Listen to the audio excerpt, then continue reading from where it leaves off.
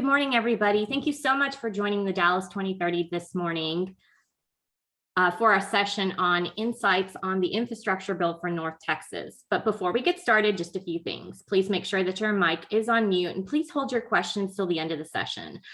We have Jacob Steiner. He's monitoring the chat just in case if you have any comments or questions. So why don't we go ahead and get started? The Dallas 2030 district was established in 2015, and since then we've been working to make Dallas a more sustainable place to live, work, and play. As you know, the bipartisan infrastructure bill was signed into law by President Biden last November, and it includes billions of dollars for sustainable buildings, mass transit, EV charging, and other infrastructure. The White House is projecting that Texas, which is our Lone Star state, will be receiving around $30 billion during a 5-year span that will go towards a variety of projects. So today we are going to hear how this may impact project implementation here in North Texas. We have a great panel of ladies to break the bill down on a federal and local level for us. So we've got Susan from the city of Dallas, and she'll give an overview of the bill. We have Crystal from the DOE, the Department of Energy, and she's going to talk about the bill more on a federal level. We've got Bailey from the North Central Texas Council of Governments, and she will talk about the transportation portion of the bill here in North Texas. And finally, we have Dina from the city of Dallas, and she'll talk about projected projects here in Dallas. So, I'm really excited that you were able to join us today to learn more about the bill and kind of how it's going to impact and affect us here in Dallas. And so, why don't we get started, Susan? Why don't we start with you and the overview of the bill? Certainly, if we can advance the slides, we can dive right in. I'm so happy to be here.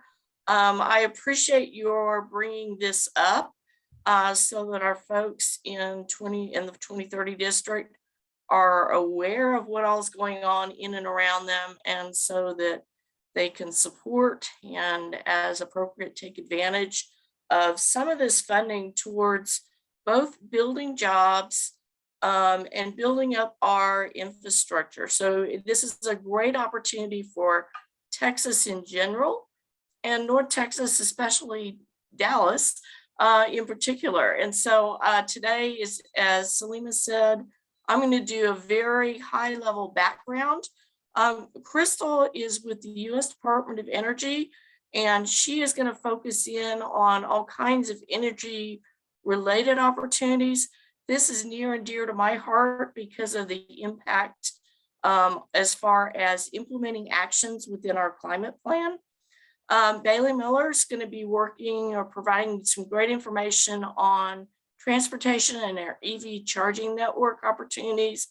And then Dina Calarasi is going to go over basically the remainder of the bill, but not so much detail related to how the city of Dallas is looking at taking advantage of some of these funds to update some of our infrastructure and create local jobs. Next slide. So as Salima said, the bills passed in November 2021.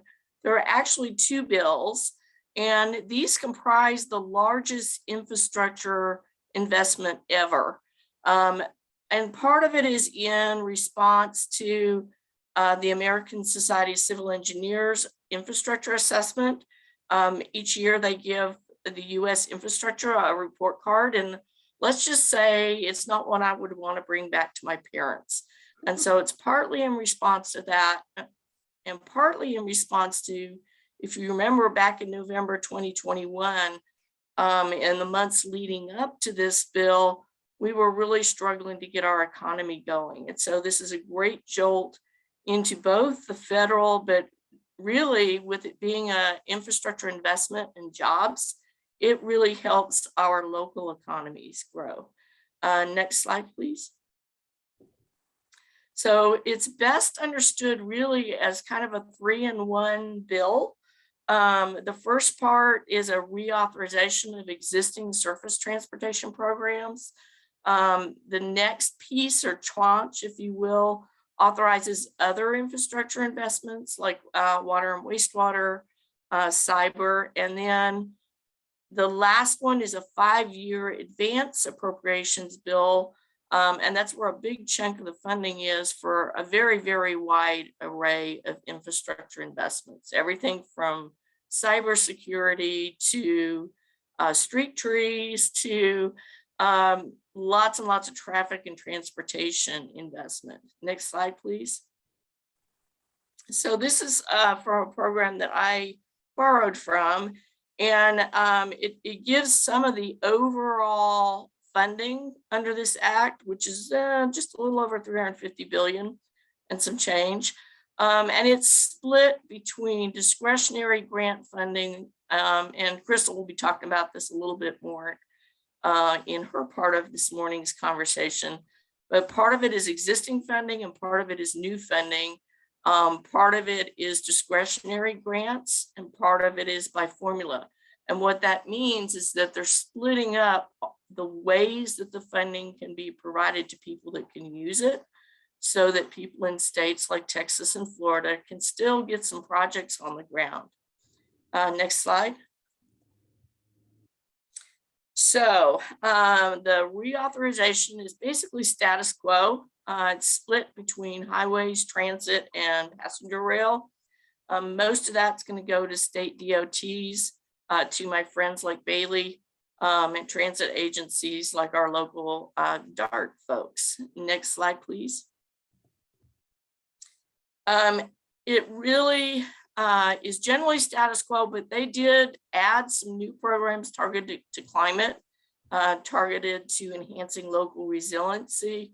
And there are several streams related to environmental justice, which is important to cities like Dallas, where we are trying to undo several hundred years of that. So the other thing is there are advance appropriations for things like intercity passenger rail and non-highway programs. Next slide. So highlights, we're increasing transportation alternatives. And again, Bailey likely will talk about more about this. 650 million annually over 5 years for the new bridge discretionary program. This is increasingly important. This is the one category on the ASCE scorecard where a majority of our bills, our bridges, are not in very good repair. Ironically, when President Biden was going to sign this in Pennsylvania, I think there was a bridge failure in or near where he was in Pennsylvania. So it really kind of underscored the need for that part of the funding.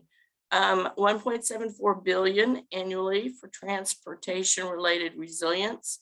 When we were developing our climate plan, we identified that our own transportation network is somewhat vulnerable to flooding. And so this will help kind of take the edge off of when we get storms like that, that can halt transportation. That's particularly important as you look at supply chain issues across the country. And then again, carbon reduction formula. This is back on the climate side of things. Next slide, please. Sorry, I'm a little bit froggy this morning and I don't yet have my coffee. So these are kinds of projects and kind of where they fit. This is from a National Association of Transportation Executives presentation. I really like it because you can see which funds do what as far as equity, safety, climate, that sort of thing. Next slide. And another one for the grant programs. And some of these you will note. Healthy Streets is kind of an interesting one. That's the one I've got my eyes on because it helps with tree inventories along street trees. And that is something that we are currently underway with doing under our urban forest master plan. So there's some things like that that may not necessarily be what they look like they are from the title of the bill, but a lot of different kinds of projects. you will note there's maintenance in there. That's also huge. Typically, capital expenditure is limited in bond programs, and you can't use it for maintenance. And so this provides cities with necessary funding to do the maintenance they really need to do for our transportation systems. Next slide, please. And then other infrastructure. We mentioned water, we mentioned lead pipe replacement, or maybe we didn't, but there's quite a bit in here. There is funding for cybersecurity. That $17.5 billion for Corps of Engineers Civil Works, typically that is flood control. And so that's really helpful. And then the $1.2 billion for brownfields is really, really useful as a development tool for cleaning up impaired areas within cities that can allow them to be redeveloped to other purposes. And so there's a lot of great tools in this toolbox. And next slide. With that, I'm going to turn it over to my new colleague, Crystal Perkins. She is our Southeast or South Central Regional Intergovernmental and External Affairs Specialist with the Department of Energy. She's fairly new to our world, but we're really excited to have her join us today. Thank you, Susan. Hi, everyone. Thank you for joining this morning. As Susan said, I'm relatively new. I started at the beginning of the year. This is a new program. If you can go to the next slide. The secretary coming from the states, being a former governor, really saw the need for an extra level of external affairs within the department with this unprecedented amount of investment in states and cities and communities. So they hired us a team to really be reaching out to cities, states, community groups, environmental justice groups, and really having another level of reaching out and making sure that these funds, this unprecedented amount of money, is really making it down to the right people and that we're communicating in a different way. I'm going to go to the next slide. So our job is really to collaborate, convene, and connect. So make sure that we are identifying not just folks in the cities and counties and states, but other groups that we can work with to make sure that the money from the IIJA is really being used in the best way. So we are here to just be a conduit between the department and people on the ground. And we really just want to make sure that these funds are deployed in its best use, and that people who normally don't know what's happening in the federal government, don't have access to grants and funds, really see the opportunity that we have with the IIJA. Next slide. So the bipartisan infrastructure law, these are the main tenets of how we're thinking about this at Energy. Our goal is to get to net zero by 2050. So all of these different programs attack climate change in some way, shape, or form. Like a lot of the programs that Susan went through on more of the transportation side, we're also looking at this at the energy side. Next slide. So the first program I want to talk about is the weatherization assistance program. This is going to be launched actually today. I'll be sending around information to the state energy office. This is money that will flow through the state energy offices. And this is $3.5 billion. And this is going to be block grants. And this is to make sure that people in low income areas reduce their total residential energy expenditures. So this is everything from insulation, weatherizing strips, replacing old units. And so this is really helping the most vulnerable ensure that they have some savings and reducing their carbon footprint from a residential standpoint. Next slide. The energy efficiency and conservation grant program, again, $550 million in this point. And then through this, I have, I'm sure we're going to share slides, and there's links in all of the slides off to the specific program so that you can go and read some more on each of these. But this program really gives the states some flexibility in how they use this. As you see, it's pretty broad. Assist states, local governments, and tribes to reduce energy use, reduce fossil fuel emissions, and improve energy efficiency. So this gives the states a lot of flexibility on what that means. So this is conducting residential and commercial building audits. They can establish incentive programs for businesses to be more energy efficient. There's a lot in this, and it really gives the state a lot of flexibility on the programs they want to stand up that makes the most sense for their state. Next slide. This is a huge part of it that I'm really excited about. 500 million for schools. This is retrofitting schools to make sure they're energy efficient. This has money for buses to electrify bus fleets. So this is really, really money that can go out to our schools and making sure that we're making them as efficient as possible. So that's 500 million across the country for schools specifically. Next slide. And this is 500 million for the state energy program. This is another thing that will go into all different kinds of buckets, and the state has a lot of flexibility on how they use this. So if you've never worked with your state energy office, they're going to be releasing a lot of grants once this money starts moving down to them. And so Eddie Trevino is over at the energy office, and he's a great resource as well. And I would be checking with the state on when these come out. Next slide. And this is some of the bigger, more forward-thinking things we're doing with the infrastructure bill. We're really trying to be on the edge of how, again, we get to that 2050.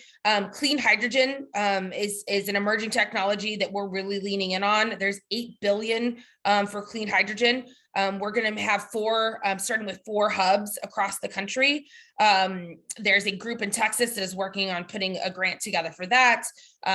There's a group with Oklahoma, Arkansas, and Louisiana that's looking to be a hub as well. So this is a major program that can really stand up an alternative fuel and create the infrastructure to make sure that hydrogen and hydrogen fuel cells can be deployed. So that's a major program, and we've already released that RFI, and so that money and that program is starting to move.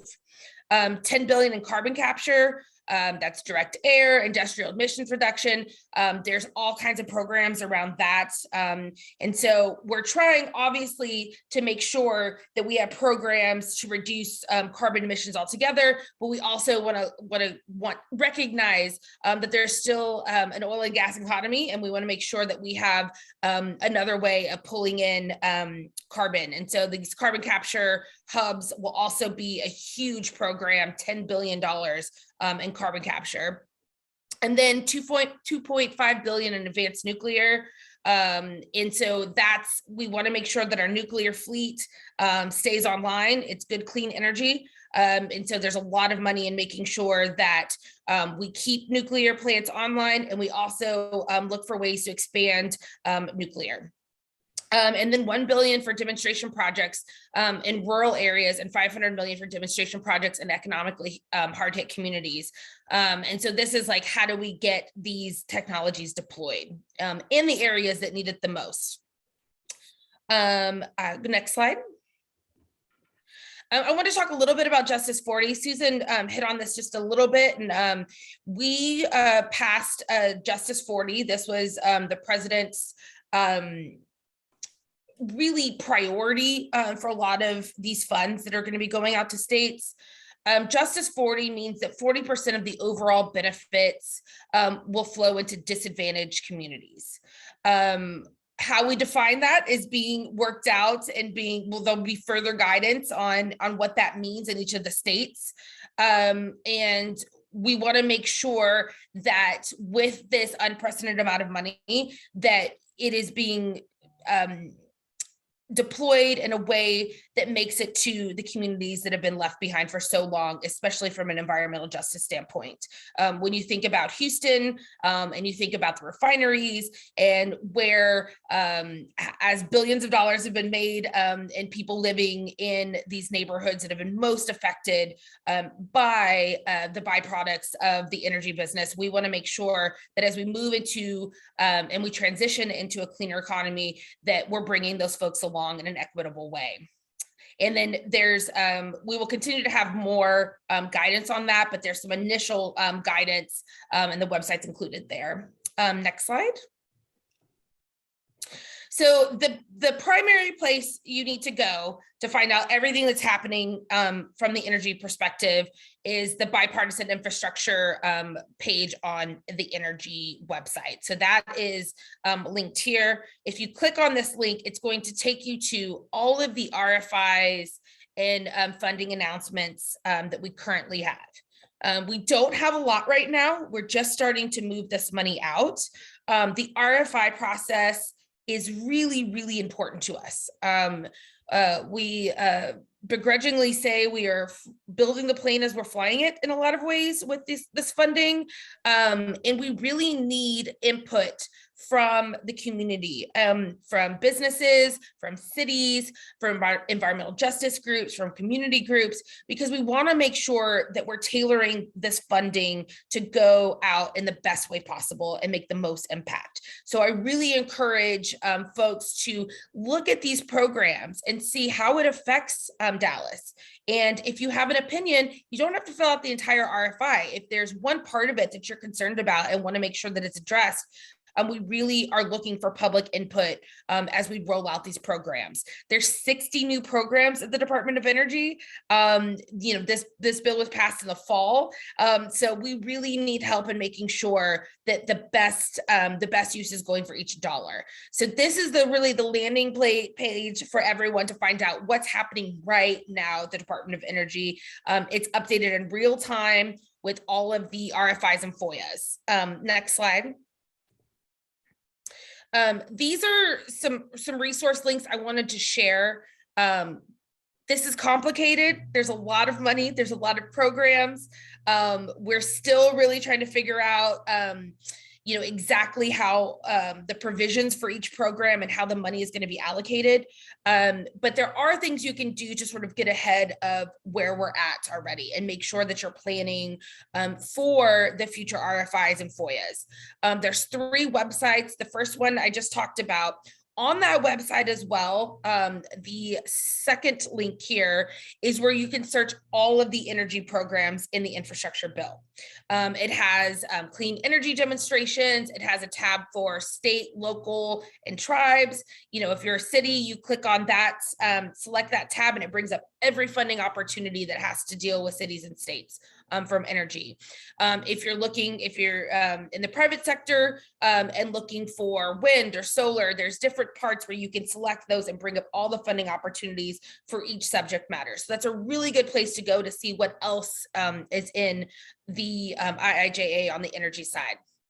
The third one on here is the White House bill website.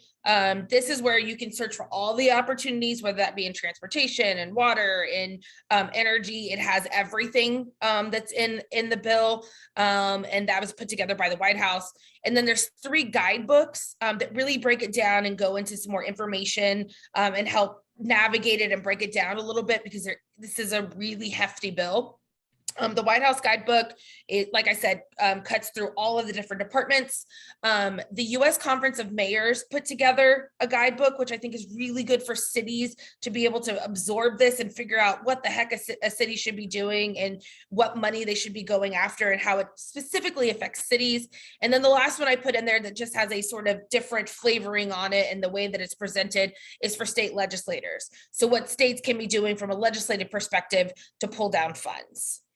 I think I'll conclude, and I am here to be a person that connects and that helps the states and cities access program experts, or just, trying to figure out how to connect the dots with a lot of this stuff, because it is a lot of information.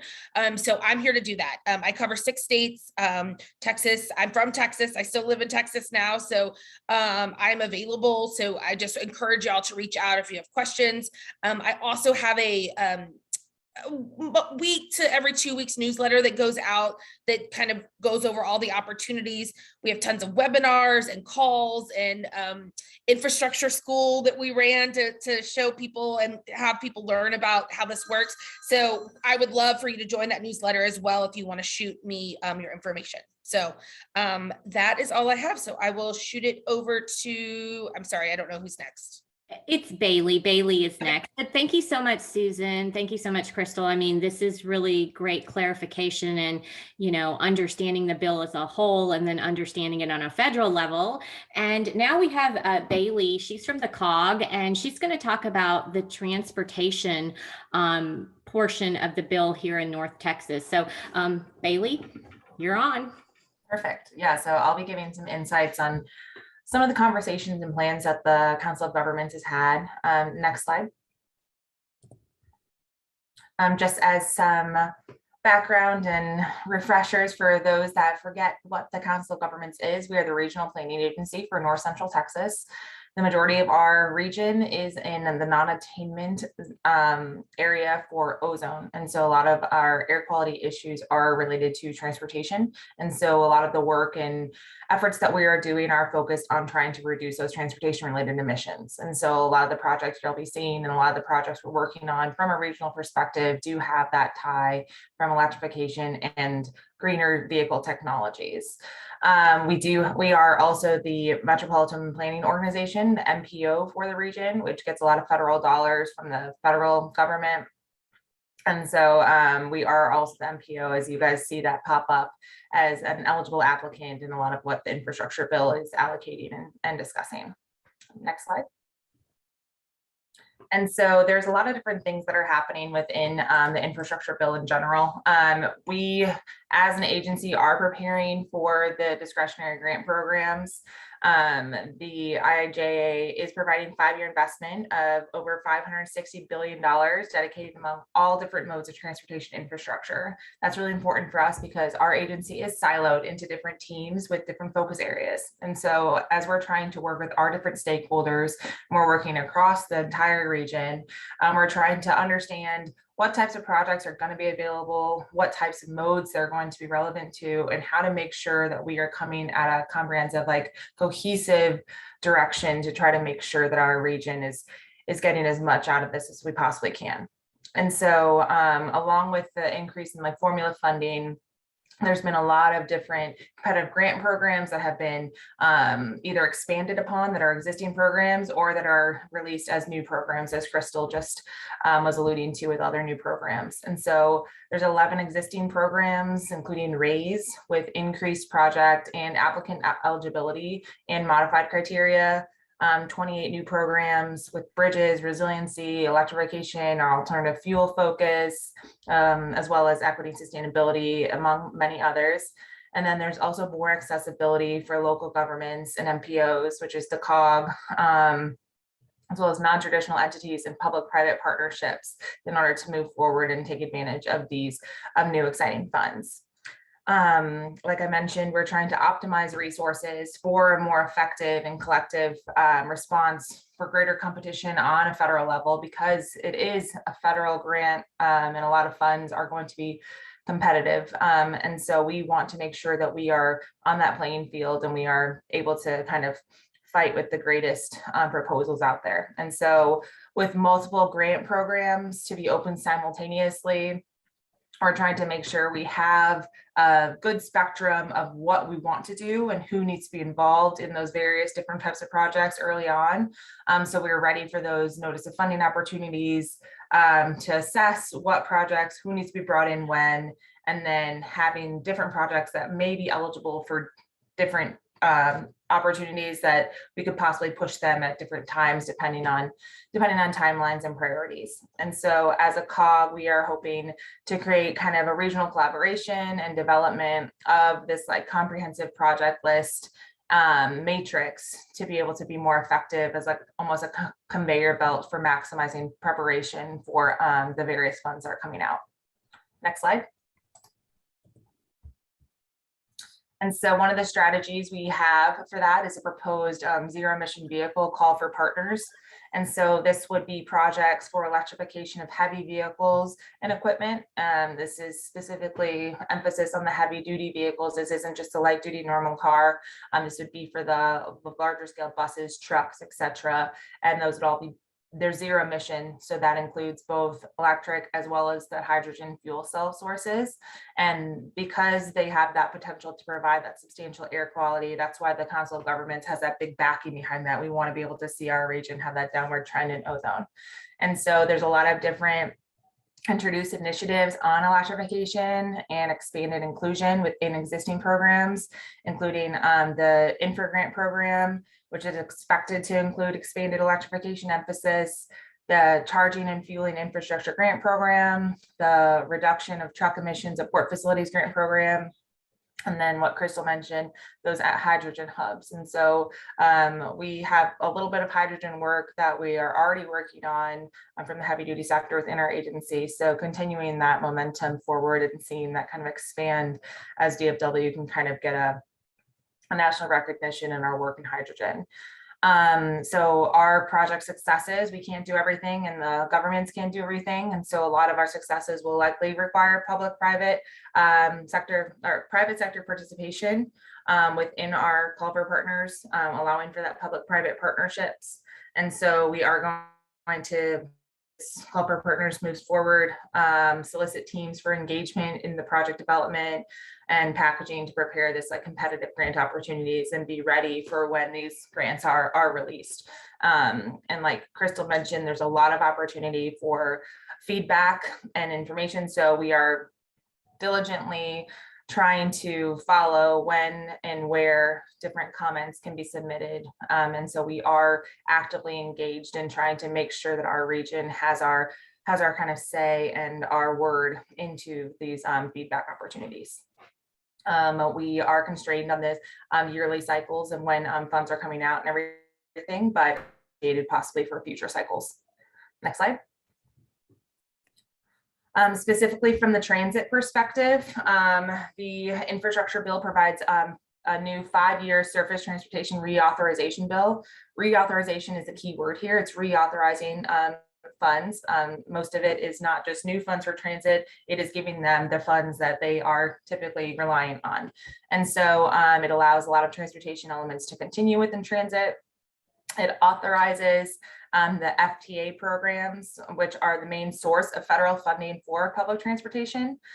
In North Texas, over the 5 years, an estimated $290 million increase in funding is expected. And so that's not $290 million total, that's an increase in what we had typically had before. And so I believe I read something that they said it was almost 70% increase from what other levels had been on a national level. And so we're really excited to see that further investment within public transit.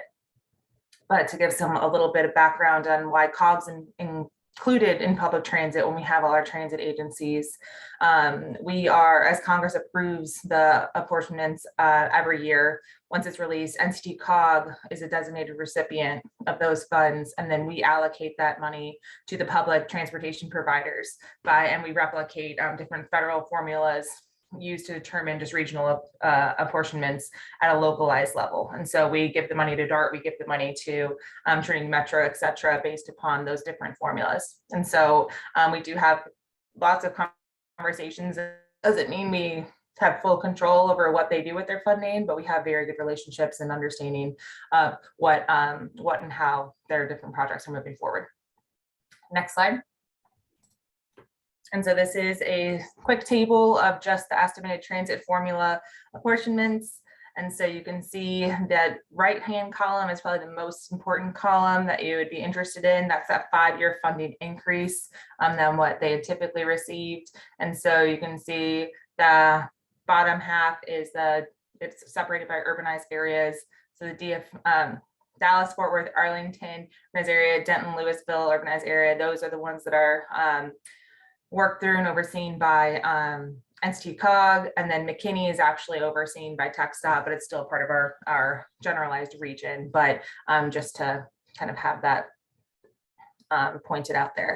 But within that, you can see that there's a lot of money coming to our region with in-transit agencies. And so our transit team is working diligently to make sure that they are working to green and sustainably transition all of our transit providers across the region.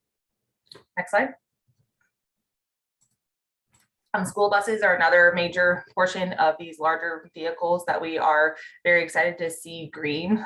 So many kids are around it. I know that when I was a kid, it was a very distinct smell that you knew when you were leaving school, was just the exhaust from those school buses, and it wasn't a good smell. And so transitioning school buses to allow for children that are utilizing these transportation resources every day are clean and safe are a big push within our region. So many people are very excited about this funding and continued availability of this. Through COG, we are working with school districts as well as promoting our Clean School Bus funding program that we have within the COG. If many of you are not aware, Everman ISD within North Texas was the first ISD across the state that got electric school buses, I believe 2 years ago now, right before the pandemic, they got it.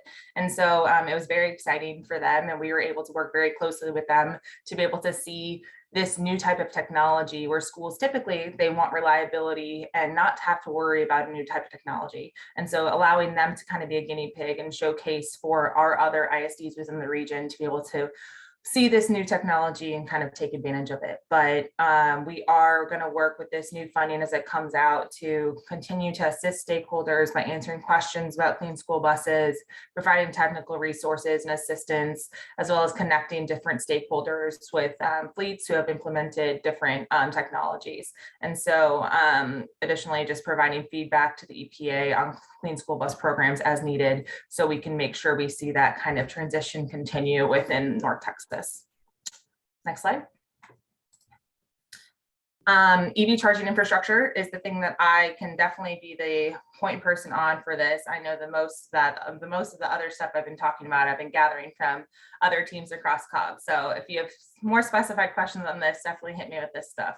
But EV charging infrastructure, there's approximately $7.5 billion that was allocated for EV charging network. It was separated out by two different kind of programs. The National Electric Vehicle Infrastructure, which is more commonly colloquially known as NEVI formula program, that is going to be directly allocated through Department of Transportation, State Department of Transportations. That's $5 billion of that money. txdot is set to receive approximately $408 million over 5 years for EV charging, with the initial apportionment to be a little over $60 million. And so in order for states to receive this money, they are required to create a statewide formula plan and submit that to the federal highways. And they have to do that by August 1st of this year. And so this May 15th date, right under the NEVI state plan timeline, that is the date we want to highlight for everyone. That is the deadline for public input to txdot on their different NEVI plan. And so on the next page, I have the link to their website where you can do that. But we do ask anyone who has any feedback or thoughts on this plan in general and how the state should be allocating and transitioning different funding of the DC fast chargers. This is this specific program is focused on DC fast chargers and interstate corridors, larger kind of interregional connections, where and how they should do that. There's lots of different elements. There's equity elements, there's resiliency elements, there's grid energy elements within the plan. So we do encourage you to look at that, look at their resources, and then submit input, because it's a very, very quick turnaround for the states to be able to put this out. And so we are working with them very regularly. txdot has really stepped up to the plate recently in kind of taking this with as a champion that they previously hadn't really had a role for before. And so we're really excited to see the state kind of take that role and see that momentum moving. Next slide. And so, like I mentioned before, txdot has a new web page. They literally just released this last Friday. On that, there's a statewide planning map. There's the public NEVI planning map. Within this, they give a very transparent map overview, including transmission lines and different EV study areas, and showcasing exactly where they would want to put different stations to connect across the whole state. The governor himself has backed this work for them. They're not getting any sort of pushback on the governor's front. They got a letter that he is excited to see a statewide network of chargers. And so that's great to show that collaboration across the state areas. And so we do encourage you to look at these maps. They're nice and interactive. And so you can see on the maps with their DC fast charging, a lot of them and a lot of their work is trying to kind of close off these corridors to make sure that they're fully built out to anticipate that growth of travel from region to region. And so within that, like I mentioned, this is focused on DC fast charging, and each site has to be approximately, or not approximately, it has to be a minimum of 600 kilowatt power capacity at each different site, allowing for at least 4 different cars to charge at least 150 kilowatts. And so it's really good. It's allowing for that simultaneous power. If you're having multiple people charging, they can still maintain that fast power. And so it will require a lot of investment and a lot of diligence from the state and utilities to make sure that that power is being brought, especially in the more ruralized areas. And so this does focus on rural stuff. This focuses on equity. This focuses on basically everything, but the state is taking a really, really strong role with that. But like I mentioned, there's a lot of different stuff that they have on the website, but the feedback icon on their page, it does go to gather that feedback, and that's exponentially more important than just telling us that. Getting it directly to the state and allowing for multiple people to be saying messages is a lot easier than us just kind of preaching to the choir with our different calls. And so we do encourage you to visit that txdot website there and let them know of your thoughts. Next slide. This is a snippet of their statewide planning map. You can select their different alternative fuels. It looks a little busy here. It is meant to be interactive where you can zoom in, zoom out. This is just our region in general. You can see those small blue circles, probably easiest down like over by Weiss over here in the kind of northwest, but you can see the small blue circles around. Those are those sites that they are trying to focus on. That gives you a little bit more information on why and where they are focusing those DC fast charging sites in those locations. You can see the green dots and the yellow dots are existing publicly available infrastructure across the region, but this allows you to get a little bit more insight of what's happening in our region and what they're planning out of region, so you can anticipate the growth and basically availability for you within an EV. This is all light duty base. It's not for those trucks or anything like that. So for general travel to be able to move or from point A to point B without any question across Texas. Next slide. And then that other element, that remaining $2.5 billion that was allocated for EV charging network, they have that allocated for competitive grant that's not going to be dedicated to the state at all. It's going to be competitive across the entire region, not the entire region, the entire country.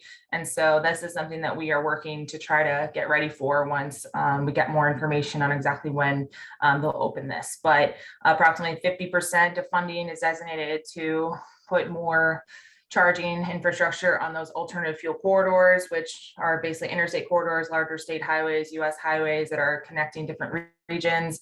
And then 50% of that funding is going to be geared towards community funding, which is going to be level 2 funding, intra-regional. And so from the COGS perspective, that's where we're kind of seeing our role is trying to create that regional comprehensive EV charging network where we can submit that to try to get some funding regional gaps.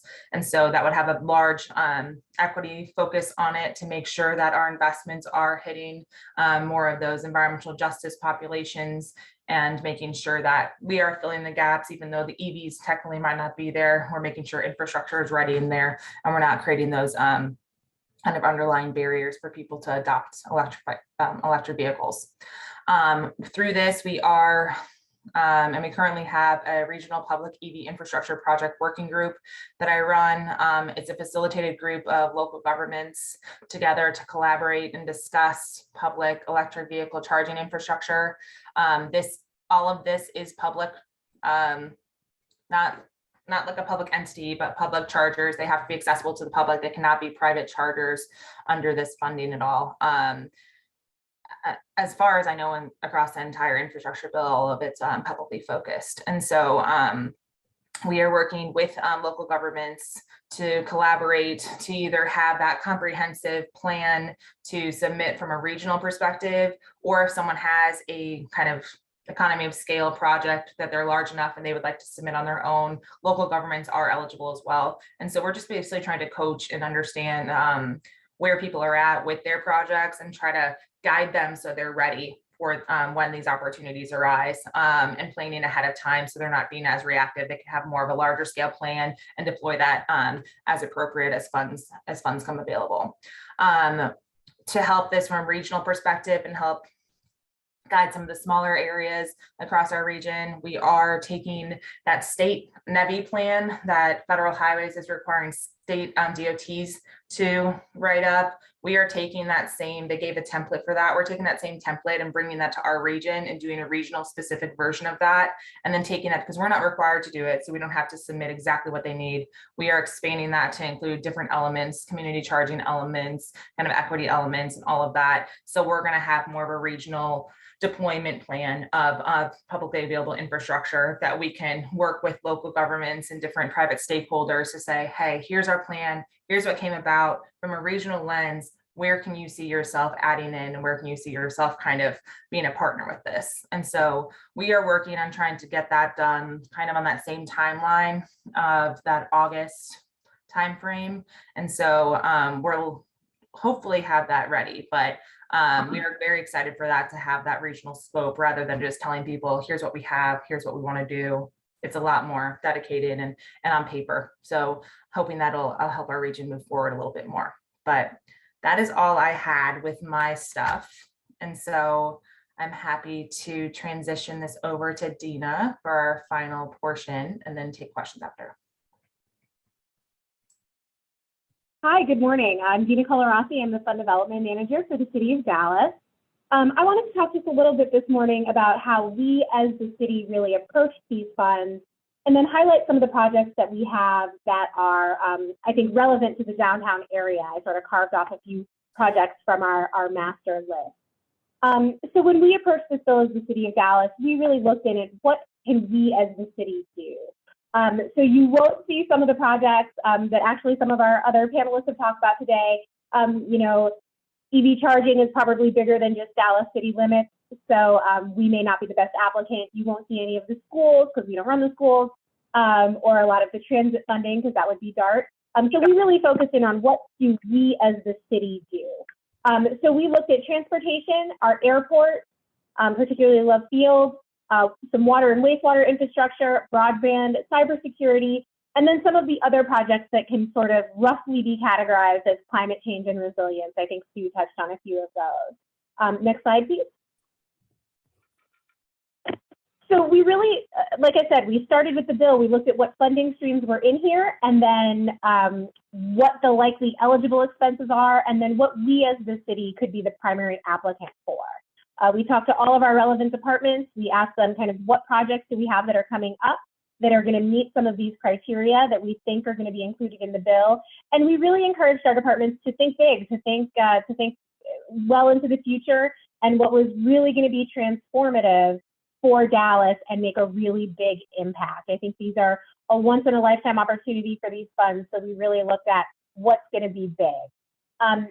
We've done our best, of course, as some of our folks have alluded to, not all of these grants are open yet. So we don't really know what some of the criteria and what some of the eligible expenses are going to be. But we did our best to sort of match the projects that we have to the grant programs that are floating around out there based on what we know now, which is quite a bit limited. Next slide, please.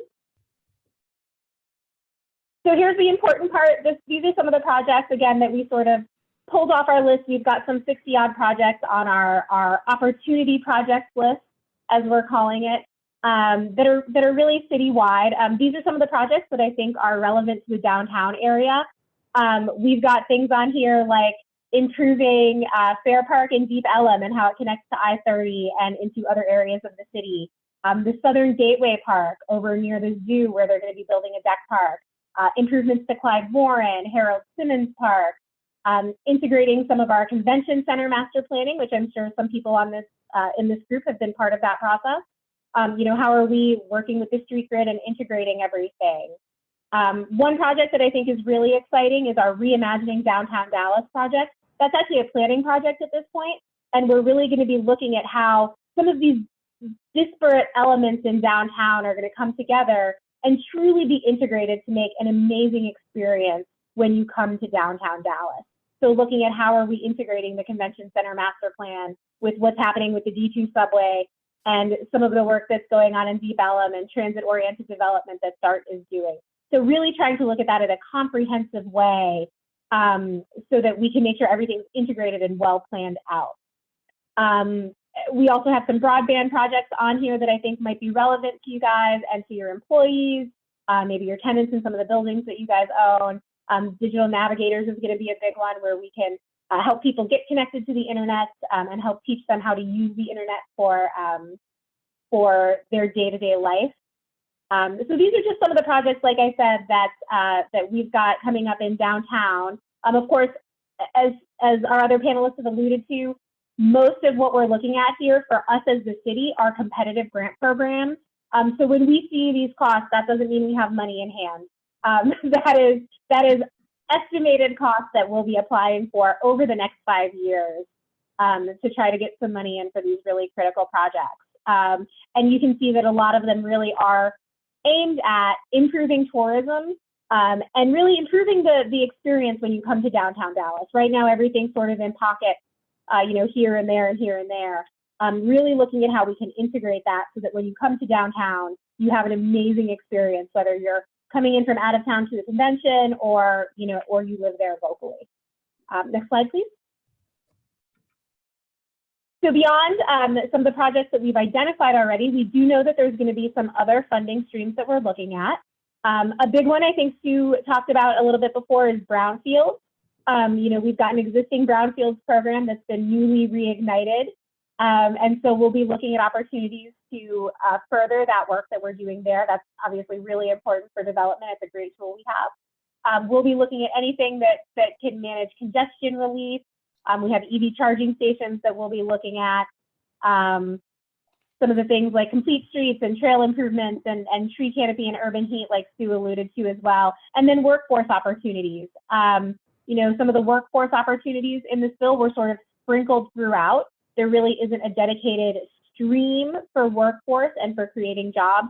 But what we're seeing so far is that the RFPs that have come out or the NOFOs that have come out, they're really looking for how are you addressing workforce development? How are you creating good jobs with some of this funding? So we'll be working with our partners at Workforce Solutions and things like that to make sure that we are capitalizing on some of those opportunities. Next slide.